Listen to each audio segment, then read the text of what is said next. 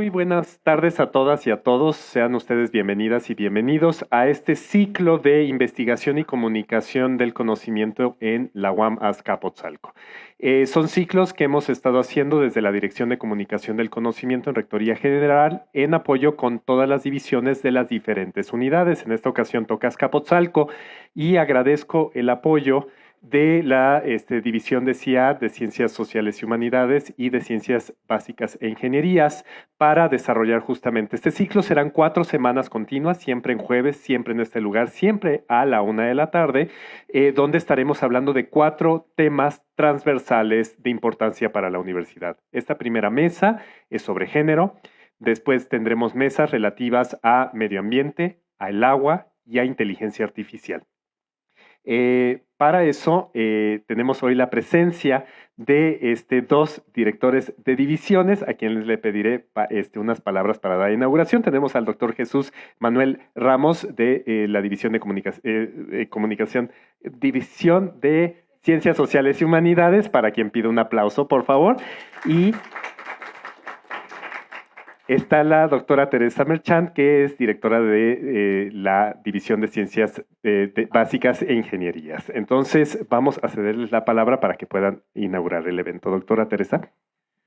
Muy buenas tardes, pues mucho gusto en estar aquí, inaugurando este ciclo de 4 conferencias que, como dice el doctor Mario de Leo, pues con mucho gusto hemos organizado con la finalidad de que nuestra comunidad esté enterada de diferentes perspectivas en torno a 4 temas transversales, que como ya se mencionó, serán cada jueves, a cargo de especialistas. Habrá un moderador en cada una de estas mesas. Y bueno, esperamos que aprendan muchas cosas, que participen y que nos sigan, ya que son temas de relevancia para cada una de las disciplinas que se cultivan desde las divisiones académicas. Muchísimas gracias, doctor de Leo. Muchas gracias. Doctora Merchant, también al doctor Jesús le pediré unas palabras, por favor. Gracias, un gusto. Bienvenido, doctor Mario de la O, efectivamente, con todo el equipo de Rectoría General, y pues bienvenidos también todos nuestros colegas estudiantes, profesores, profesoras, instancias académicas. Doctora Teresa Merchant, sabemos que se disculpa la maestra Areli, tiene una sesión de consejo divisional, y bueno, efectivamente me sumo al reconocimiento, primero, que desde Rectoría General se celebren este tipo de encuentros, no solamente en nuestra unidad, de cómo socializar el conocimiento de nuestra universidad pública en temas sumamente trascendentales hoy en día y que dan respuesta de una gran universidad pública a la sociedad a la que nos debemos, como los temas que se han señalado. Se suma también a una estrategia divisional de Ciencias Sociales y Humanidades que le hemos llamado nosotros diálogos de investigación, de ubicar estos temas comunes que se trabajan en diferentes instancias o disciplinas, como es el día de hoy, que van a poderlo observar desde Ciencias y Artes para el Diseño, desde Ciencias Básicas e Ingeniería o desde las Ciencias Sociales y Humanidades. Y no solamente para conocer la perspectiva, sino también para que ustedes puedan ver como estudiantes, como académicos, cómo podernos sumar y fortalecer estas investigaciones, pero también empezar a generar vinculación hacia el exterior de nuestra sociedad y que seamos referentes o sigamos siendo referentes de nuestra universidad en el marco del 50 aniversario. Desde la división, el anterior diálogo de investigación fue también género y violencia en actividades sustantivas o académicas, y creo que fue redundante en implementar un área académica que se está trabajando para poderlo trabajar de forma multidisciplinaria, ¿no? Muchísimas gracias, aprovechenlo, y agradezco a las y los ponentes también del día de hoy. Gracias. Muchas gracias, doctor Jesús Ramos, por el apoyo, y decirles que, bueno, fue coorganizado con la doctora Teresa Merchant, con la doctora San Pedro y también con la doctora Areli García por parte de CIAD. Bueno, la moderación está a cargo hoy de la doctora Blanca López, que nos hablará sobre género, y tenemos a nuestras 3 invitados e invitadas, que son 1 por cada división de la universidad, para hablar género desde diferentes perspectivas. Está con nosotros la doctora Esperanza Palma, para quien pido un aplauso, por favor. El doctor Juan Villegas y el doctor Marco Ferrusca, para quien también pido un aplauso. Así igual para la doctora Blanca López. Muchas gracias, un aplauso. Agradezco a nuestras autoridades haber estado aquí, así como a nuestros ponentes. Si gustan ocupar los espacios aquí adelante, también a nuestra moderadora, vamos a dar una breve presentación y pasaremos. Son sesiones muy breves, son de 45 minutos y al final pueden realizar el registro para participar en el sorteo de un telescopio o uno de los micrófonos para podcast que tenemos. Oriana Trejo estará a cargo de la sesión. Muchas gracias. Y bueno, pues justo aquí están ya los premios que van a poder ganarse. Entonces, al final vamos a poner el código QR para que lo escaneen, llenen su nombre y puedan precisamente participar por estos premios. El sorteo lo haremos al final. Acá están un poquito las reglas. Pues vamos a tener solo 5 minutos después de que termine la conferencia para que puedan ustedes escanear este código y realizar su registro. Deberán tener el 75% de asistencia y seguir alguna de las redes sociales de @conocimientouam. El premio, el sorteo lo haremos al finalizar y el premio se entrega en este caso en la Rectoría General, en la Dirección de Comunicación del Conocimiento. Y bueno, pues para iniciar tengo el agrado de presentarles a nuestra moderadora, la doctora Blanca Estela López Pérez, quien es doctora en diseño por la UAM y actualmente profesora del Departamento de Investigación y Conocimiento para el Diseño.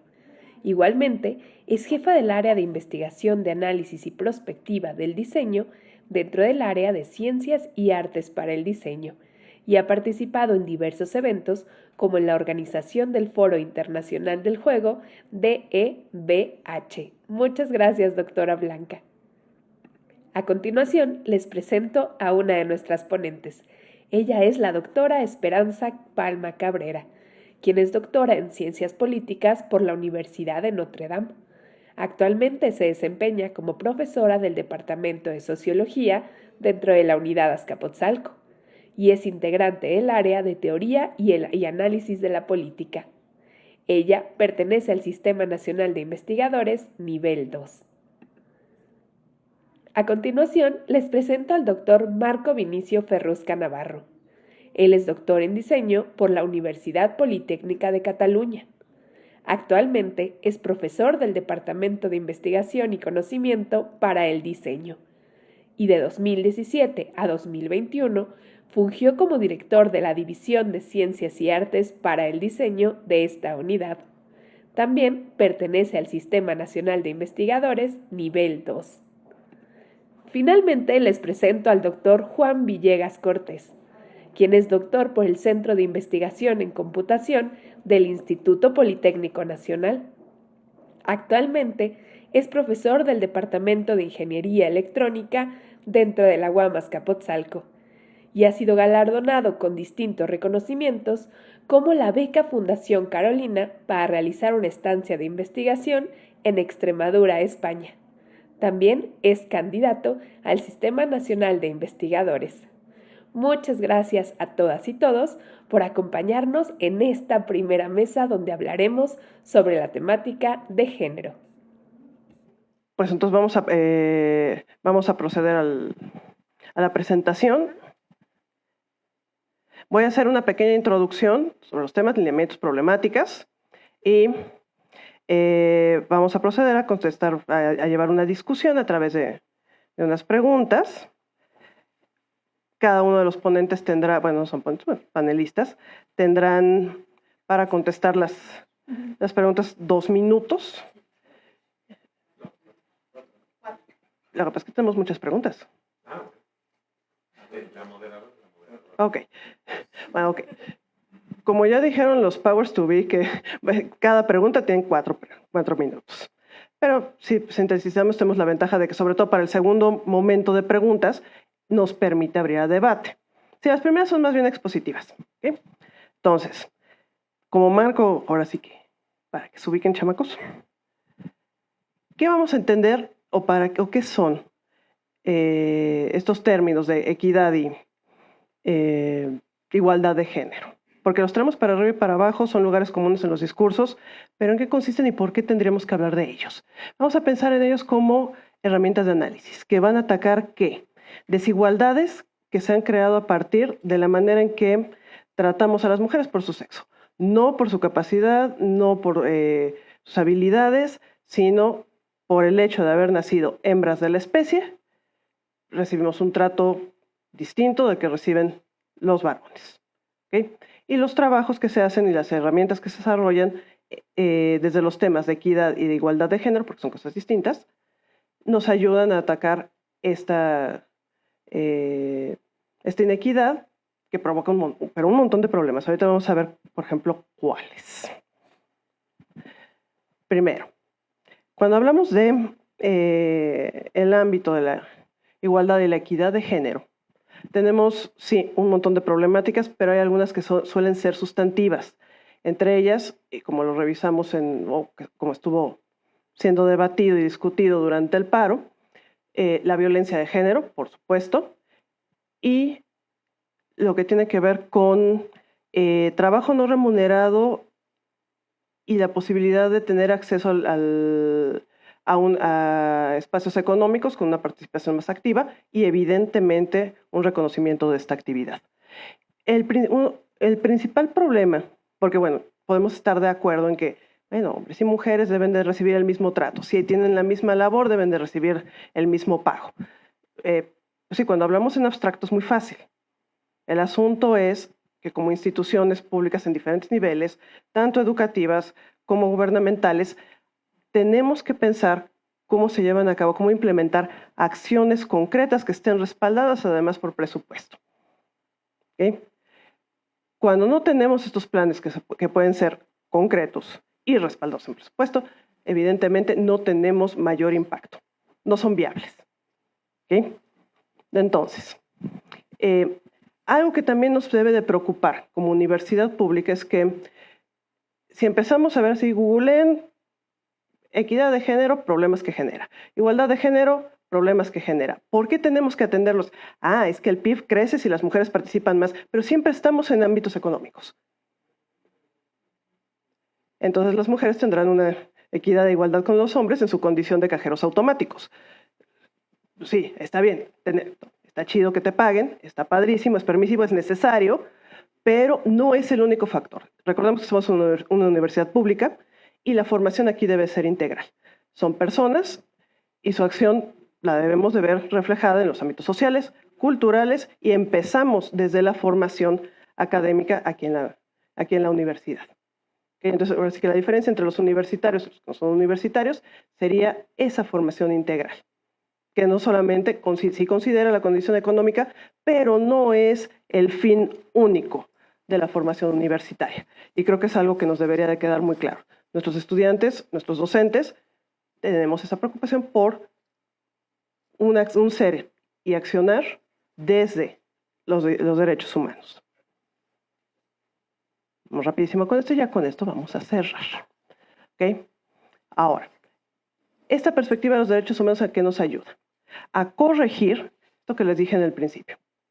Cómo históricamente ha habido un trato diferente que ha desfavorecido a las mujeres por el hecho de haber nacido mujeres.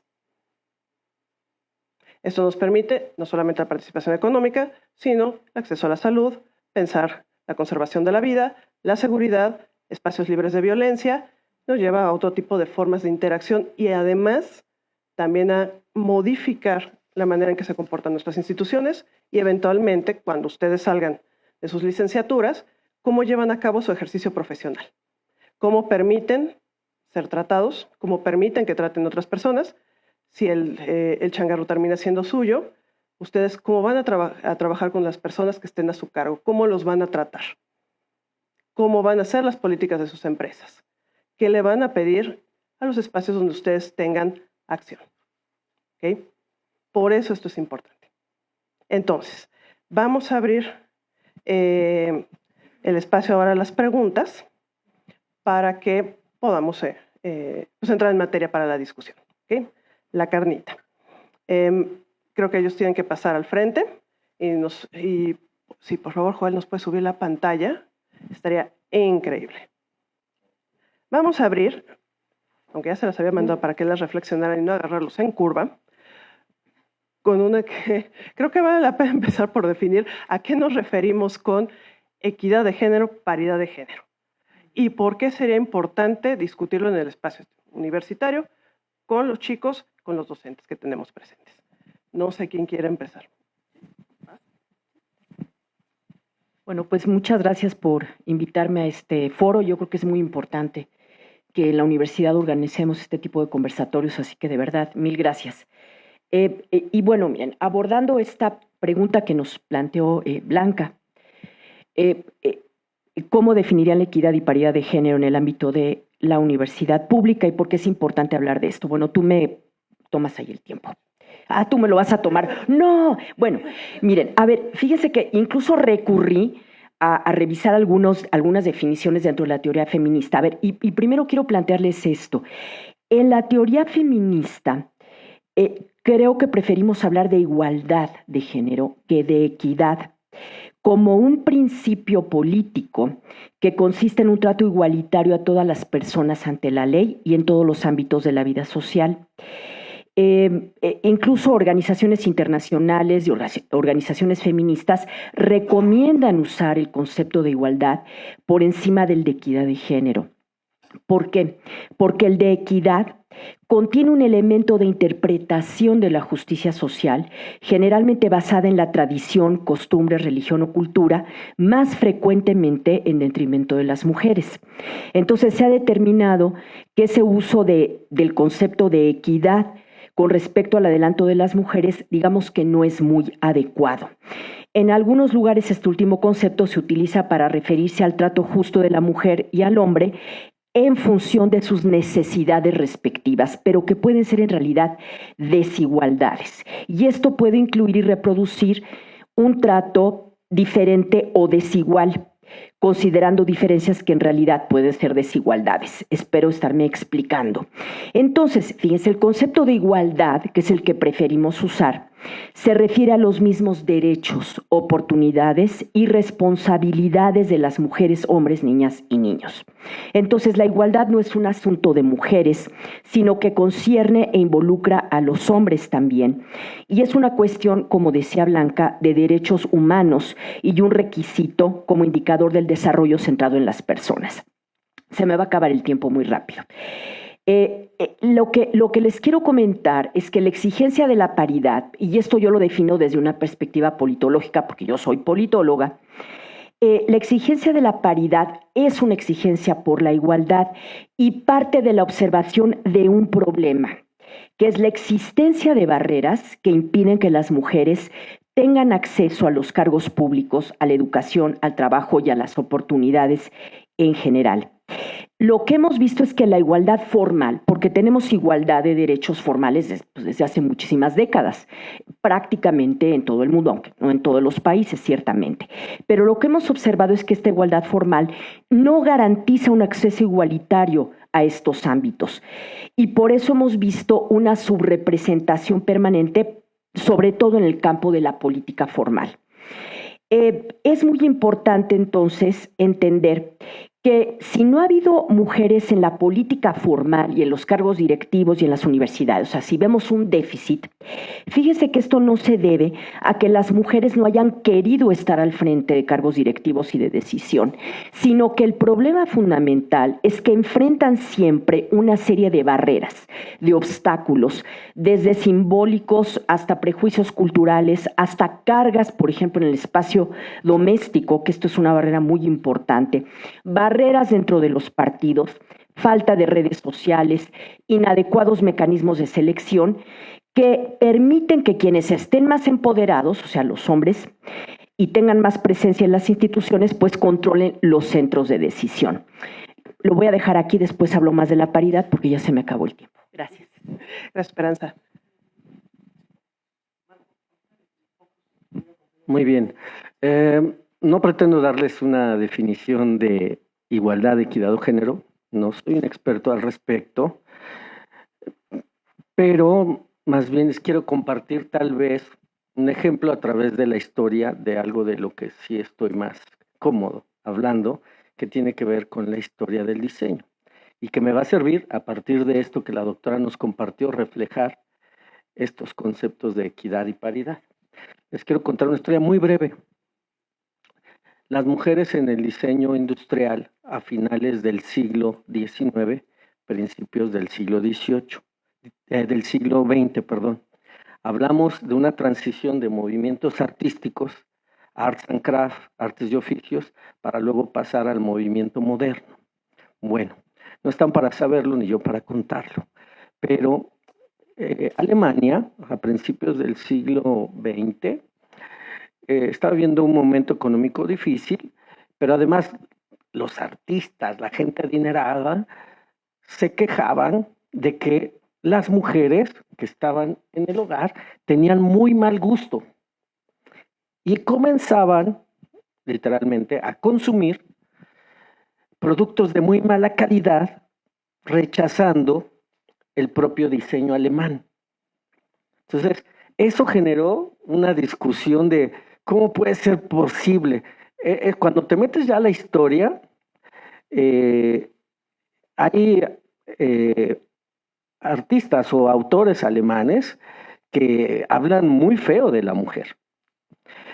Entonces, ante esta crítica, es que no podemos seguir así, no podemos seguir permitiendo que sigan comprando baratijas de mal gusto. Repito, bajo esta lógica de que la mujer estaba en el hogar. Ya ahí vemos un tema de equidad. Bueno, pasaban muchas cosas.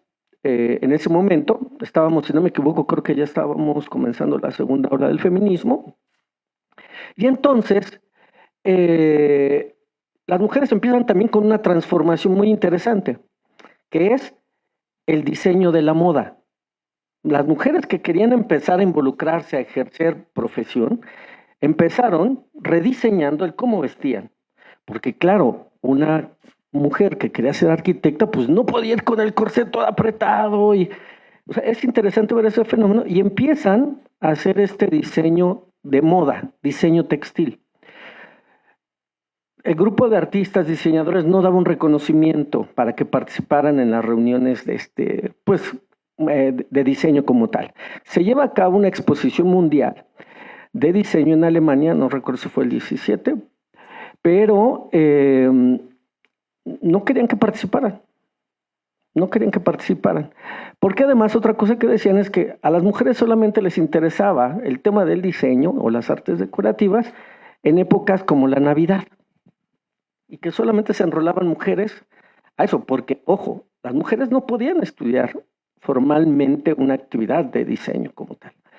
Bueno, solo daban algunos lugares para tomar estos talleres que permitían efectivamente hacer este tipo de decoraciones navideñas y demás. Bueno, en este pabellón mundial de arquitectura y diseño para mostrar lo maravilloso que era Alemania, en términos de paridad además y de justicia y todo, de todos los pabellones que hay, solamente le otorgaron uno a las mujeres. Uno. Y fue uno de los mejores pabellones diseñados, bajo la incredulidad de que quién había diseñado esto. No es posible que hayan sido mujeres. Hasta ahí dejo mi intervención. Seguiré con más anécdotas y cosas de este tipo. Gracias. Bueno, gracias. Ya me presenté. Hablar de género, para comenzar, es hablar de la construcción social que se tiene de la identidad del individuo acorde a las necesidades en la sociedad en que se desenvuelve, le toca nacer. Y aquí entran muchos aspectos de, bueno, el género de forma inmediata se ata al binarismo de la genitalidad visual o inmediata, si es macho o si es hembra, y entonces el conjunto de construcciones sociales de cómo se tiene que comportar, cómo tiene que ser y existir el individuo asociado a ser macho o el individuo asociado a ser hembra, a la persona. Y es curioso porque dicen que la historia está escrita por los vencedores, y por los vencedores entendemos pues por los machos. Y entonces lo que cuenta es el que está al frente de la batalla y no quien hizo posible que esa persona estuviera al frente de la batalla. Como hombre homosexual me ha tocado lidiar con este entender de lo que te impone la sociedad versus lo que tú identificas que es tu naturaleza. Y bueno, darte cuenta entonces que, a ver, me dicen que soy hombre, pero mi mamá, al menos algo maravilloso o revolucionario que hizo, es que en mi casa, soy único varón de 4 mujeres, hermanas, todos hacíamos lo mismo. Me tocaba lavar trastes, tender camas, trapear pisos, igual que ellas. Mi madre fue revolucionaria porque fue criticada por sus propias hermanas y primas, porque ¿cómo dejas que tu hijo hombre lave la ropa? Asígnale a una de tus hijas que lo atienda por ser el hombre. Así yo escuché que le llegaron a decir. Y mi madre dijo, no, porque quiero que mi hijo sea libre. Fíjense, en una costa lo que le tocó lidiar a mi madre, obviamente pleitos también con mi padre. Yo entonces allí comencé a entender qué era la equidad o la igualdad. Como matemático, como parte de ingeniería, es bien difícil diferenciar la exposición de las consecuencias de dos palabras que suenan a lo mismo, pero no lo son. Igualdad y equidad. Vámonos por la igualdad. El yo ser igual que mi hermana en oportunidades, en obligaciones, ¿sí? Y sobre todo en las oportunidades y obligaciones, el balance que se da a cada uno como persona. Ser individuo, entonces entender cómo se define esta equidad y paridad de género en la universidad pública, pues cada quien viene aquí y vive conforme ha crecido. Aquí entra un factor crucial que es la migración. Yo migré a esta ciudad, vengo de una sociedad bastante machista y curiosamente machitos criados por mujeres, porque quien dice lo que se hace era mi bisabuela, era la gran matriarca, pero quienes gobernaban el acceso a la puerta pues eran los hombres. Llego aquí, huí de todo eso y me vine a una ciudad donde había ciencia, porque lo que yo quería estudiar no había en Acapulco. Matemáticas aplicadas a la computación no lo había. Curiosamente fueron mis profesores, en especial 2 mujeres, que me dijeron, vete, aquí los machitos no te van a dejar ser. Una de estas profesoras era egresada de Economía de la UAM Iztapalapa, me habló de la UAM y para mí fue como, ¿qué crees? Está la ciudad de Esmeralda. Pues vámonos para allá. Armé mis 2 petacajas de Ariel, porque no tenía para maletas. Una era de puros libros y apuntes y la otra era lo que pude de ropa. Y migremos, pero llegas a una ciudad en donde ser hombre y ser mujer cambia radicalmente y para mí fue abrir un espacio en mi vida diferente. Y la UAM, la universidad, la integridad, vino a marcar parte de mi formación humana y profesional. Muchas gracias. Partiendo de estos elementos que señalan, de cómo hay una imposición sobre el ser hombre o el ser mujer, vendría la siguiente pregunta. Porque cuando hablamos de queremos justicia, queremos sociedades incluyentes, pues ¿de qué estamos hablando? Y cómo esto lo podemos empezar a trabajar, a elaborar, a formar desde las personas que tenemos en las aulas, que son, digamos, nuestro campo de incidencia, de impacto más inmediato. Bueno, muchas gracias. A ver, para abordar esta pregunta que estás planteando, nada más me gustaría abundar sobre lo que es el movimiento paritario y la paridad, ¿no? Que ya no me dio tiempo en la primera parte de la exposición. Y a ver, aquí hay que decir que el movimiento paritario se convirtió realmente en una lucha por impulsar un principio político de reestructuración de todo el pacto social, de toda la sociedad.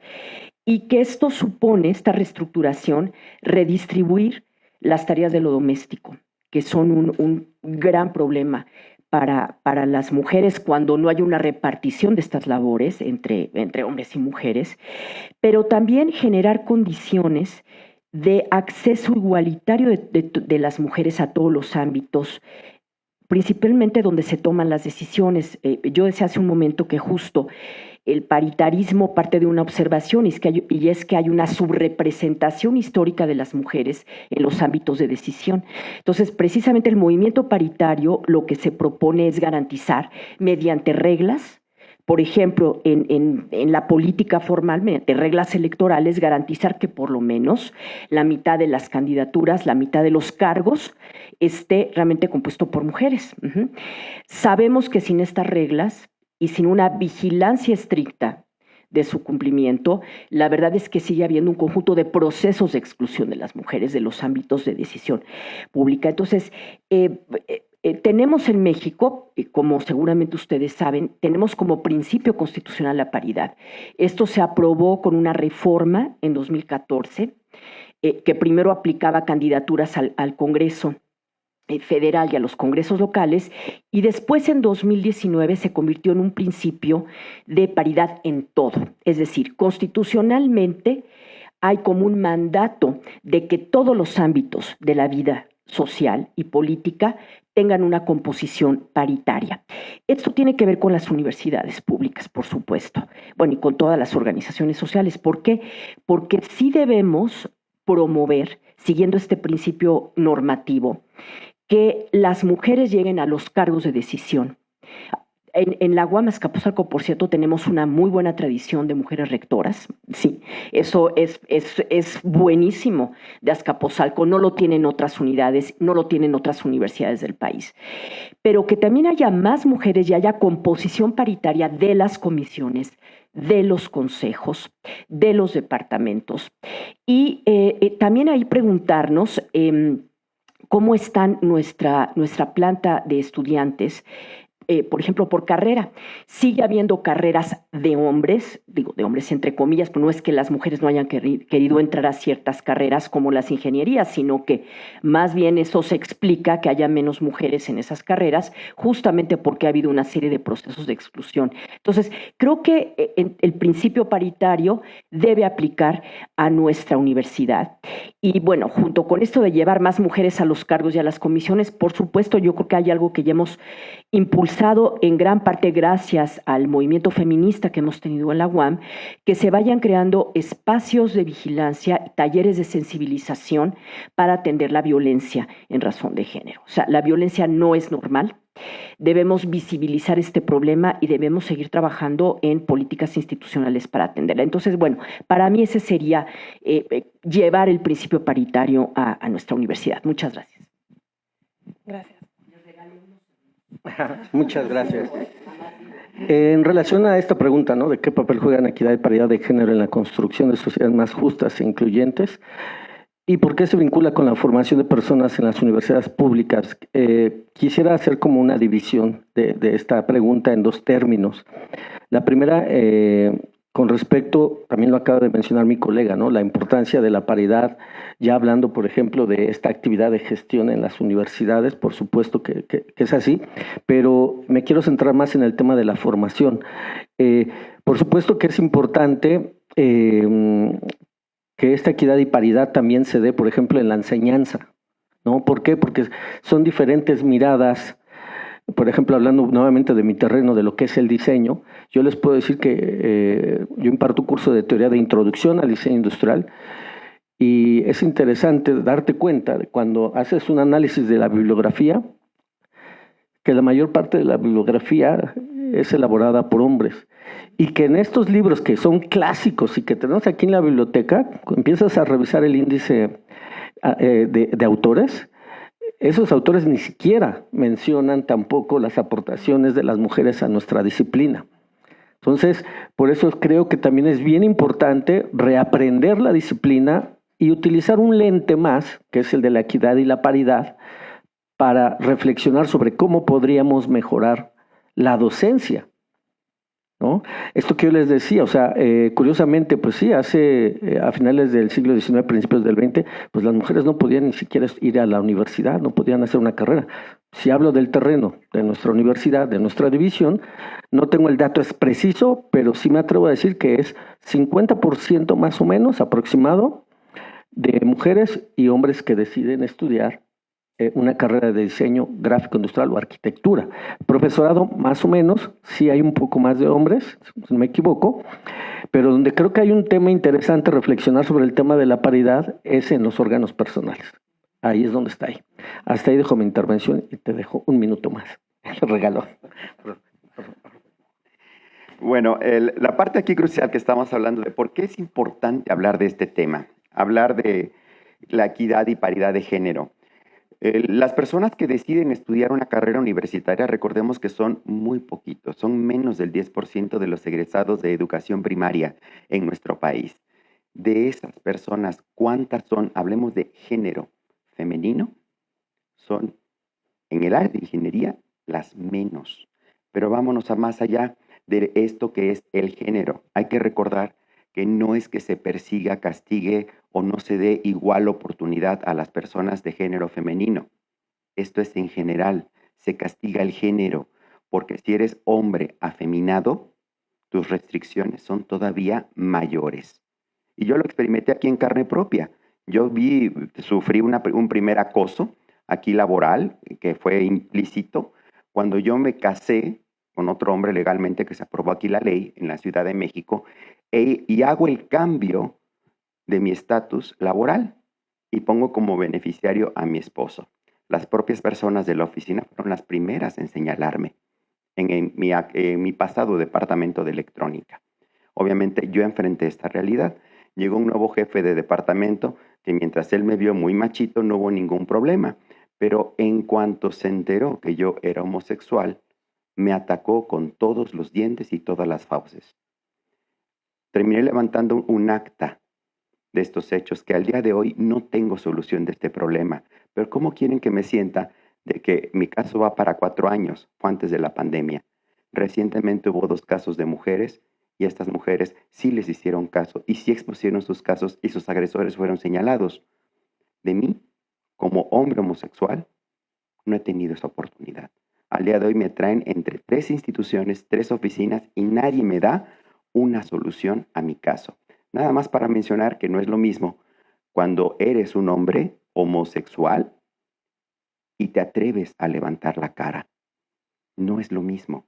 Pero allá vamos, en la ciencia, hablando de construcción de la ciencia, es muy reciente.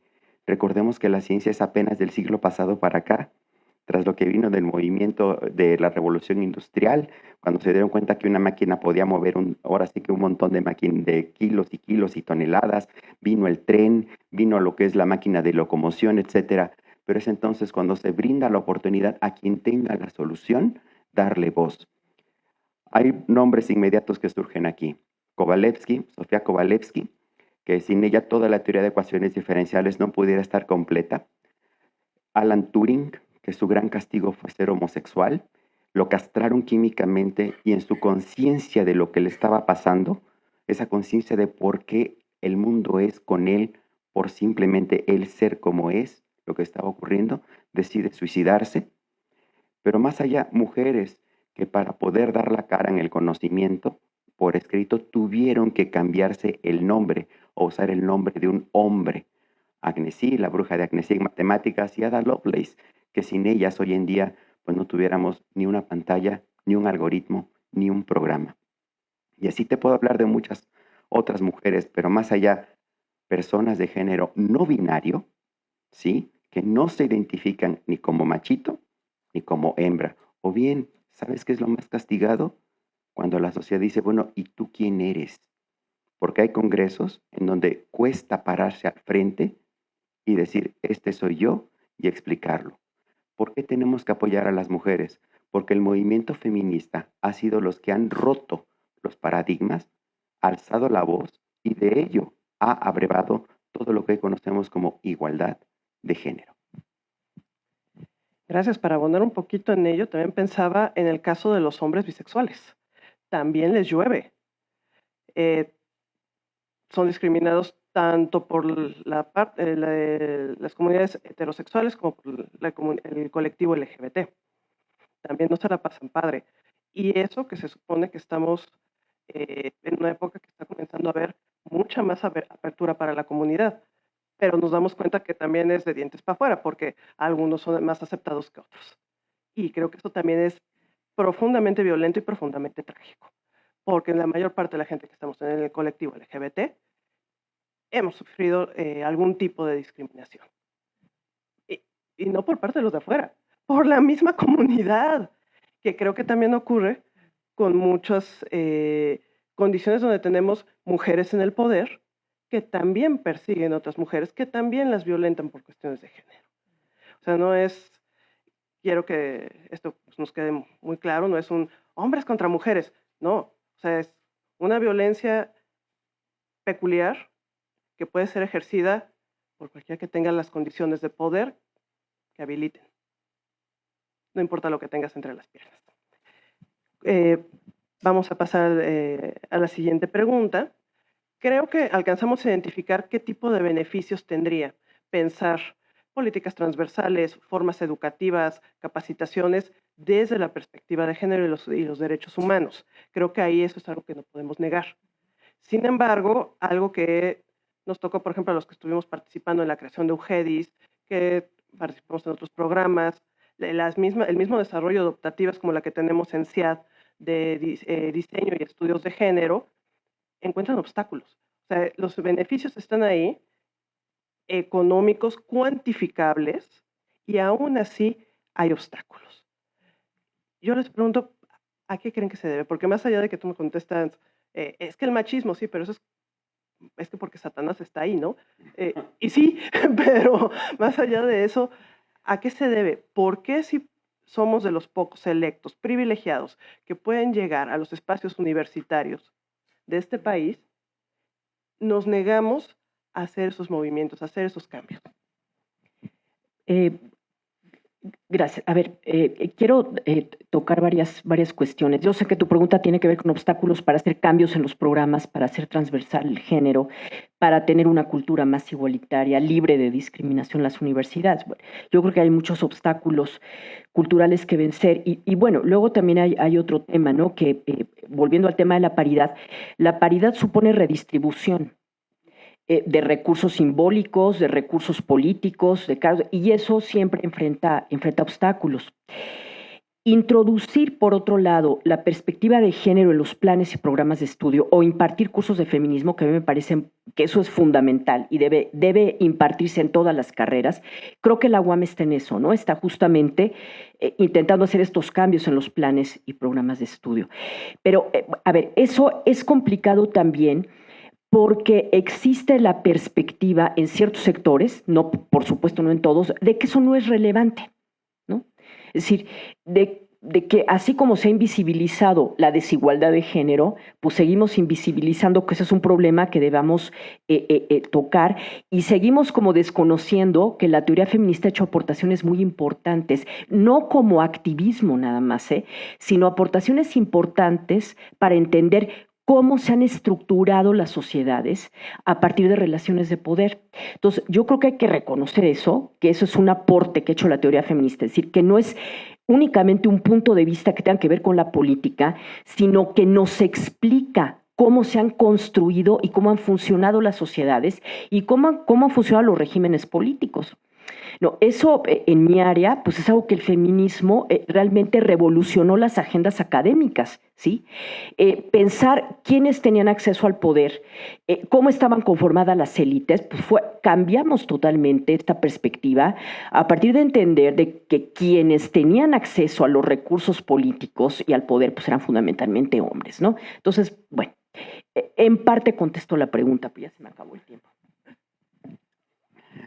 Gracias. Bueno, los beneficios tangibles. Desde la ciencia, lo que se ha probado en los modelos matemáticos bioinspirados o en los modelos de ciencia bioinspirados, entiendas estos modelos que se crean a partir de observar cómo la naturaleza resuelve las necesidades básicas, que puede ser desde hallar alimento, reproducirse, defenderse contra un atacante. En la naturaleza, cualquier individuo de la manada puede tener la solución en este movimiento que se entiende como aleatorio. Y resulta que cuando obtienes la solución, te das cuenta que este individuo va más allá de un binarismo de género o de una genitalidad. A raíz de que se permitió la formación superior de mujeres en medicina, en ciencias exactas, en diseño, en todo lo que ha sido la educación superior, es que se ha vivido un cambio a una velocidad impresionante.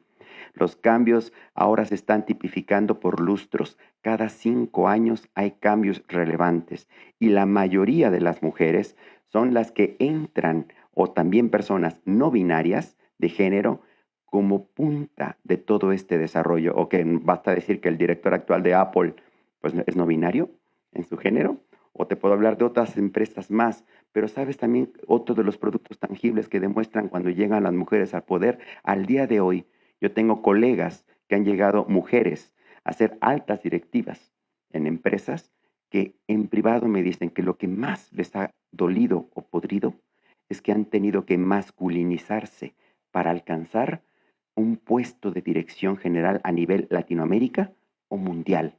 ese es el precio a pagar. Pero ya que están arriba, muchas de ellas ponen en práctica la sororidad, esta solidaridad entre ellas de una manera impresionante que a todos nos dan lecciones de supervivencia. ¿Por qué? Porque los productos son tangibles, te lo digo desde ingeniería. Dale oportunidad al que es diferente y te va a aportar una solución que tú no viste venir. Muy bien, en relación a esta pregunta, coincido en el hecho de que trabajar en un plan de igualdad y equidad de género, uno de los beneficios que puede traer es la participación de la mujer con mayor frecuencia en la toma de decisiones de esta universidad.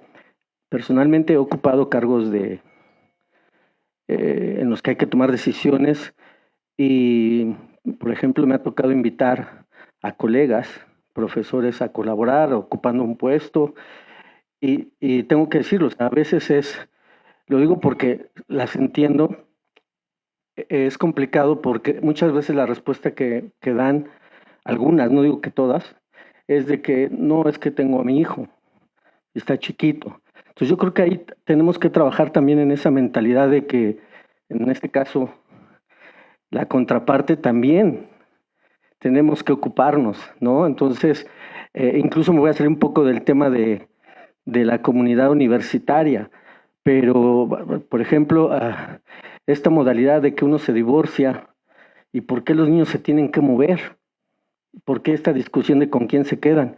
¿Qué pasaría con un mecanismo de, no, es que los niños no se mueven de casa, los que se tienen que mover de casa son el papá y la mamá, y una semana sobre dos te toca a ti quedarte aquí, pero la siguiente semana te vas, y no esta discusión.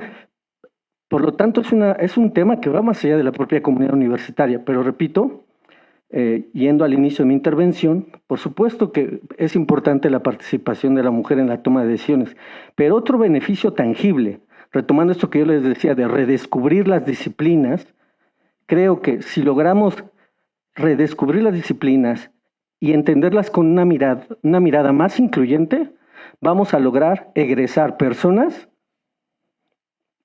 más integrales. Hasta ahí lo dejo. Me quedaron 3 segundos. Gracias. Rapidísimo, más un detalle sobre los diseños. En el caso de los videojuegos, la industria se mueve casi cada 4 meses. Y el problema ahí es que cuando tenemos métodos estandarizados, pensando en que los controles, la jugabilidad, incluso las gamas de colores, idealmente todo mundo universalmente ve exactamente lo mismo y se siente exactamente igual, los métodos de producción se hacen más rápidos y más baratos. Cuando en realidad esa sobreestandarización deja mucha gente afuera. Entonces ahora estamos viendo un movimiento de la industria a considerar todas las particularidades, todas las diferencias. ¿Qué pasa con la manera en que las mujeres juegan? Porque sí juegan de manera distinta a los hombres. La manera en que percibimos los colores, la gente que es daltónica, las personas que son débiles visuales o que son débiles acústicos. Todo eso ha generado otras formas de producción que demandan más creatividad y que además implican una resolución de problemas que antes no es que no estuvieran, no se veían. Y creo que eso habría sido algo generalizado en el diseño. Pensar en nada más el cuerpo humano para diseñar sillas, que todos somos exactamente iguales con la misma altura y nos acomodamos igual. Pues no es cierto. Todos los estudios de ergonomía nos han dicho que hay variaciones y que atender las particularidades de nicho. Es que son nichos, sí, pero tienen necesidades y resulta rentable. Porque por aquello de que atendemos a los nichos y a los marginales y entonces no es una empresa, no es de ahí no sacas pasta, no es cierto. Creo que al revés. Esas diversidades permiten creaciones de nuevos nichos, nuevas formas de consumo y que demandan, por supuesto, más creatividad. Y eso es mayor inversión. También por eso hay mucha reticencia, ¿no? Creo que podemos pasar pues, ya casi al... Ahorita pasaríamos ya a preguntas por parte de nuestra audiencia. Va.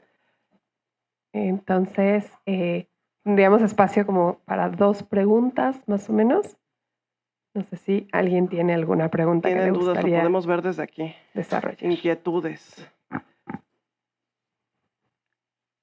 A ver, por aquí.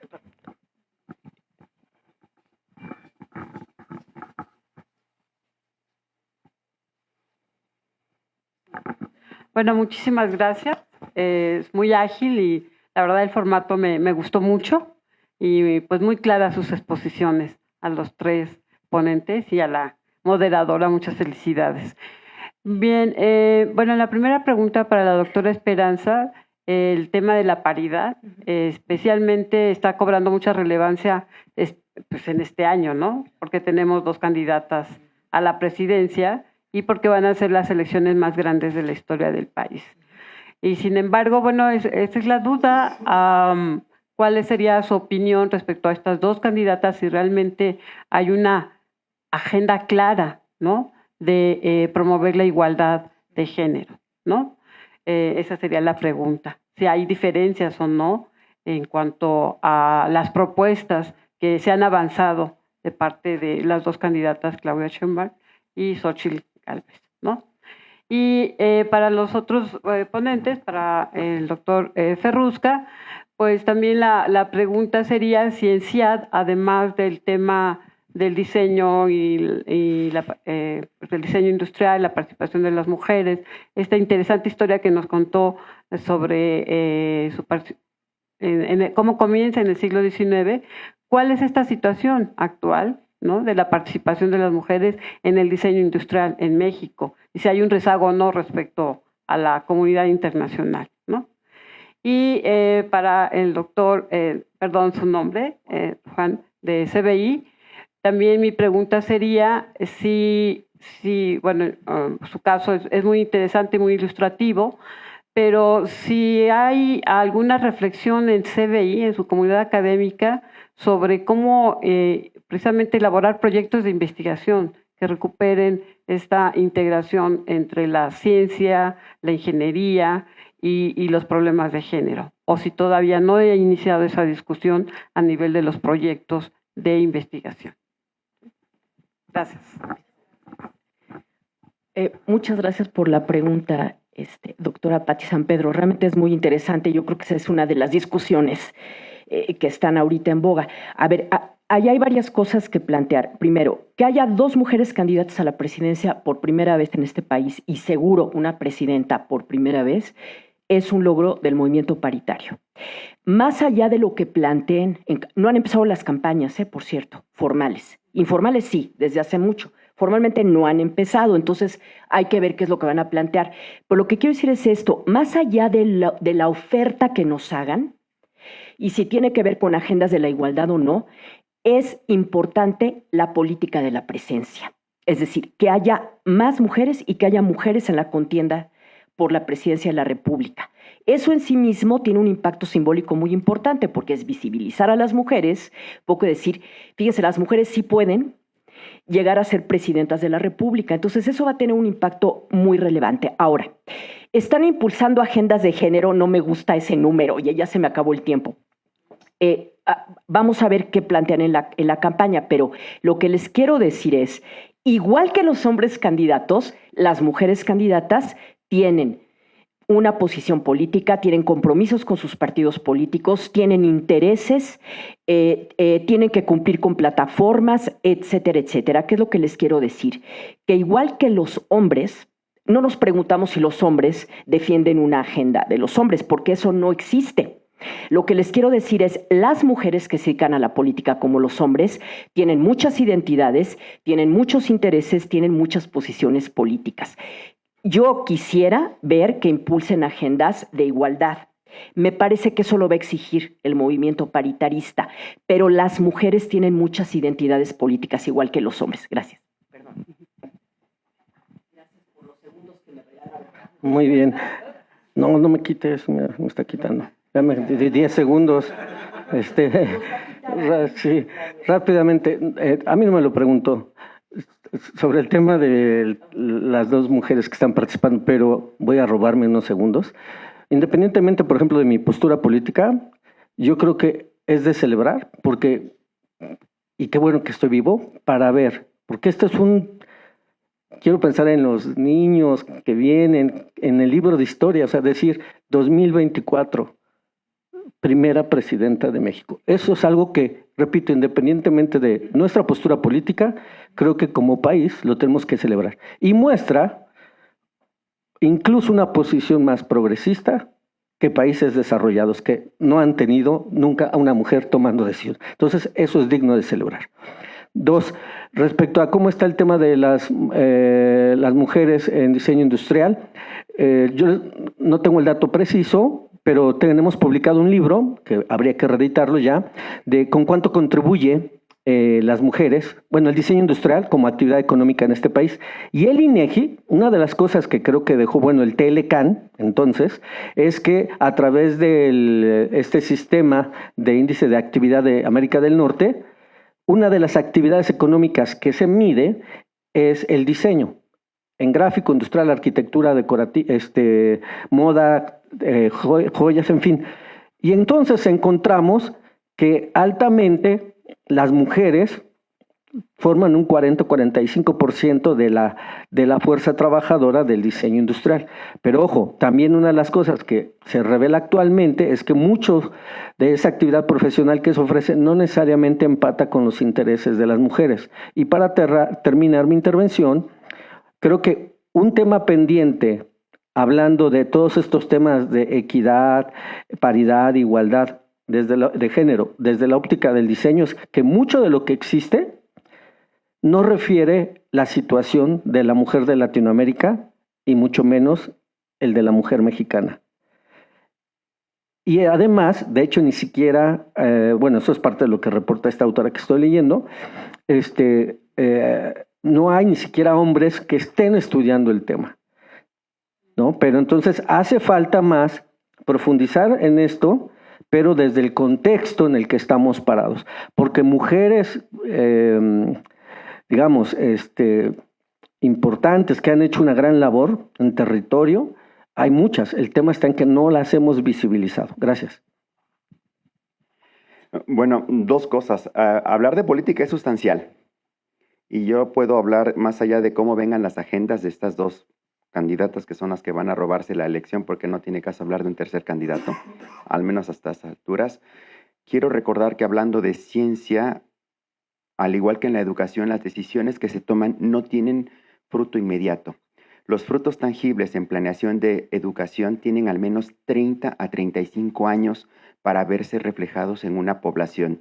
De allí que no somos rentables para ninguna campaña política hablar de una política de educación a largo plazo.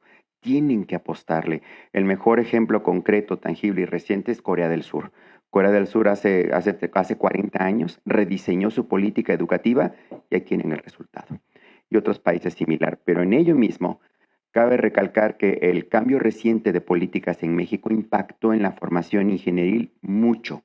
De brincar del PRI al PAN y luego cuando regresa el PRI, en los 2 sexenios que estuvo el PAN no se invirtió en la carrera espacial desde México.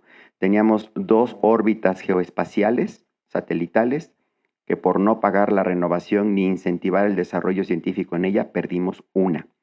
Fue hasta que regresó el PRI que se reactivó el programa académico de investigación científica para el espacio y demás cosas. Hoy en día, hablar de inclusión de género, ingeniería y ciencia, la universidad libra una batalla principalmente desde mi punto de vista, la educación autónoma como lo es la UAM, porque aquí tomamos las decisiones de formación hacia adentro, viendo por esta pluralidad del conocimiento. Allá afuera, las instituciones que dependen directamente del Poder Ejecutivo tienen un plan que no les permite visualizar esto.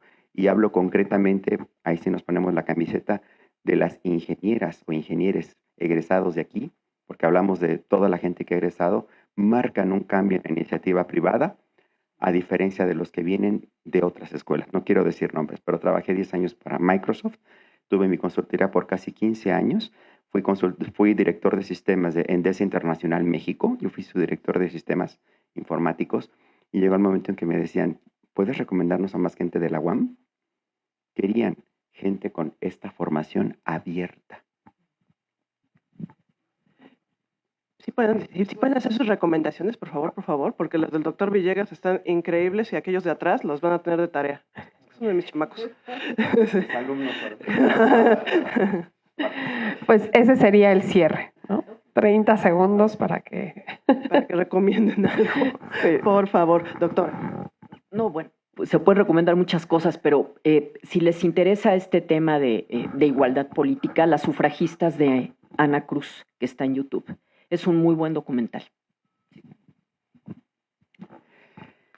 Hablar de películas, la primera que yo te puedo recomendar y la vas a encontrar en YouTube es la película Plan B del director Marco Berger del año 2009. Una película argentina que te presenta la realidad de hombres homosexuales fuera de los estereotipos del primer mundo. No hay dinero para Starbucks, pero nos podemos ver en el metro o abajo del arbolito, esquivando al policía. Vela, es maravillosa. Y otra, la película per se que rompió todo en el cine, de 1975, el show de terror de Rocky Horror Picture Show. El doctor Frankenburger, bueno, ve el show de terror de Rocky para que te des cuenta de esta variación de género fluido. Y más allá de eso, una película española que rompió para que entiendas al transexual y su lucha interna y el bisexual. La película 20 centímetros. Es bien difícil encontrarla, pero yo te puedo decir dónde encontrarla. 20 centímetros de Ramón Salazar, España 2005. Y la película que también rompió con todo el estereotipo de el género no es algo estético, es humano. Pink Flamingos de John Waters, 1972. Y 2 series para que te des cuenta de no es lo mismo ser gay que ser puto. Y no es lo mismo que te toque nacer en México que en España, entiendas, en un país en vías de desarrollo, a uno donde se te respete más. La teleserie versión americana, Queer as Folk de Estados Unidos, está en HBO, año 2000. Esa versión, la del año 2000, échale un ojo para que te des cuenta que el gay no siempre es bonito, es humano, también apestamos, y también somos gente gacha. Me da risa, una vez un amigo dice, cuando le dije yo que era gay, bueno, es que sí, siempre fuiste bien inteligente y los gays son bien inteligentes. No, mijo, tengo cada comadre que no se sabe cuántas 2x3. Y la otra, Veneno, la teleserie Veneno de España, año 2020. La lucha de una persona por su identidad. Va más allá también, aunque estés en España, cuando te toca nacer en un pueblo, emigrar a la gran ciudad y pagar con tu vida, si es preciso, tu identidad. Muy bien, bueno, yo iba a recomendar La Casa de Papel, pero pues me voy a ver mal si lo hago, ¿no? No, yo la recomendación que haría es la autorreflexión sobre en qué medida el hacer de la disciplina en la que estamos concentrados contribuye a esto de la equidad y la paridad de género. La profesora hace rato hizo una pregunta a mi colega Juan sobre el tema de cómo se manifiesta en ingeniería estos temas. Yo les quiero compartir que junto con el doctor Juan y su servidor estamos codirigiendo una tesis doctoral, donde el tema es, precisamente fíjense cómo nunca nos habíamos detenido a pensar, pero en todas las pantallas con las que interactuamos, cajeros, teléfonos, computadoras, todos los servicios que consumimos, Netflix o TikTok, lo que ustedes se imaginen, pues resulta que todas esas interfaces reproducen un discurso de heteronormatividad. Entonces, el diseñador o la diseñadora, cuando proyecta, no se está dando cuenta de que estás reproduciendo un discurso heteronormativo. Y en primicia, pues les damos el concepto de heterointerfaz. Entonces, las heterointerfaces, pues también reproducen un discurso heteronormativo. O es para hombres o es para mujeres. No, espérate, hay algo más. Entonces, reflexionen sobre, repito, en qué medida pues nuestro hacer reproduce esa heteronormatividad, sea en cualquier campo disciplinario. Muchas gracias. Muchísimas gracias. Pues les pido un aplauso para nuestra mesa. Nos quedamos ya con muchas referencias, con mucha tarea y mucho que hablar, así que muchas gracias y les pido si pueden pasar a su espacio para que no queden detrás de la pantalla ocultos y únicamente les vamos a dar los últimos avisos y ya viene nuestro código QR para que lo puedan escanear. Lo primero es que nos vemos aquí la próxima semana a la misma hora, en el mismo lugar, para nuestra mesa que ahora vamos a tocar energía, medio ambiente y cambio climático. Vamos a tener a Alfonso Rivas, Eduardo Campero, José González y Silvi Turpin. Entonces, les esperamos acá la próxima semana. También dentro de las actividades que tenemos de la dirección tenemos un programa de radio que se llama Ciencia Abierta al Tiempo. En este caso tenemos el programa de El amor, corazón o cerebro. Les invitamos a que lo escuchen a las 10 de la mañana el día viernes.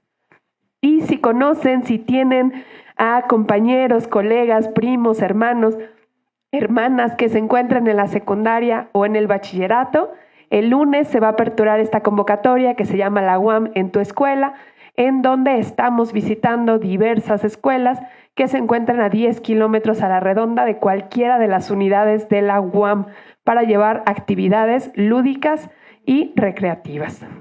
Finalmente tenemos en nuestro segundo programa de radio, Tejiendo Historias, tenemos Estamos al Aire, Radio Universitaria, para que conozcan un poquito más también de UAM Radio. Este sale el 17 a las 2 de la tarde. Y si quieren seguir aprendiendo un poco más, especialmente para quienes quizá nos acompañen por acá de CIAD, tenemos el módulo 5 de nuestro curso básico de comunicación del conocimiento, que pueden encontrar en nuestra página web y que ahora va sobre diseño de presentaciones, herramientas sumamente útiles para cualquiera. Y bueno, pues ahora sí les dejo por acá el registro para el sorteo. También tenemos aquí unos códigos QR por si no alcanzan a leerlo bien. Acá pueden venir a leerlo.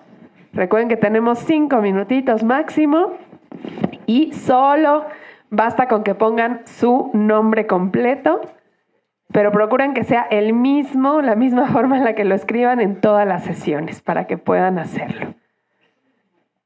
Y pues le agradecemos muchísimo a todas las personas que nos acompañaron por acá. Lo pueden pasar, sí, le falta a alguien. Muy bien, pues un aplauso, por favor. Ahí dejamos el registro y muchas gracias por todo.